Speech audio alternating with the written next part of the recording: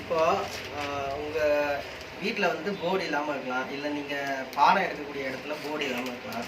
இதுக்கு சிம்பிளாக ஒரு சொல்யூஷன் என்ன பண்ணலான்னா, நீங்கள் வந்து ஒரு ஒயிட் போர்ட் மார்க்கு மட்டும் ஒரு 20 ருபீஸ் 20 ரூபாய்க்கு வந்து வாங்கிக்கலாம். வாங்கிக்கிட்டு இனிமேல் ஷீட் எடுத்துக்கோங்க. என்ன ஷீட் தெரியுது இல்லைங்களா? ஒயிட் கலரில் பிளாஸ்டிக் ஷீட்டு. நீங்கள் கடைகளில் கேட்டாலும் பரவாயில்ல, உங்கள் வீட்டில் எதனா இருந்தாலும் பரவாயில்ல, பெரிய பெரிய கலவை எதனா இருக்கும். இது வந்து இது போல் ஃபிக்ஸ் பண்ணிடணும். எங்கன்னா இது போல் ஒயிட் கலரில் பின்னால் பேக்ரவுண்ட் இருக்கக்கூடிய இடமா இருக்கலாம், இல்லை ஏதாவது ஒரு இடமா இருக்கலாம். அதுக்கேற்ற மாதிரி நீங்கள் ஃபிக்ஸ் பண்ணிக்கோங்க.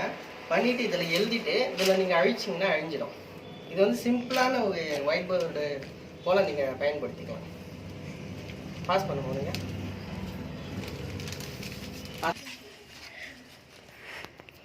ஓகேவா? ஓகே.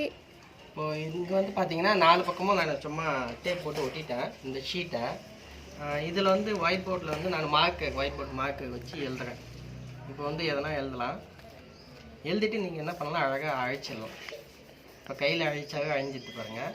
இல்லை நீங்கள் வந்து துணி எதனா வச்சு கூட அழிச்சிக்கலாம்.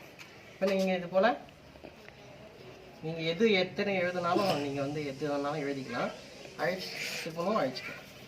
இப்போ இந்த இடம் வந்து பார்த்தீங்கன்னா, இப்போ இது வந்து ஜஸ்ட்டு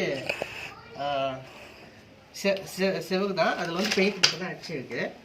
நீங்கள் என்ன பண்ணலான்னா, உங்களுக்கு இது போல் வேறு வேறு இடத்துல வைக்கணும் அப்படின்னாக்கா, நீங்கள் உங்களுடைய ITK பேனர் கூட பின்னால் திருப்பி வச்சு அதை வந்து நீங்கள் வந்து இது மேலே ஒட்டிக்கலாம்.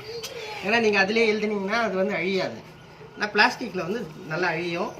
அதனால் நீங்கள் வந்து எழுதி அழிச்சிக்கலாம். இப்படி நீங்கள் வந்து ஒயிட் போர்டை யூஸ் பண்ணிக்கலாம். தேங்க்யூ.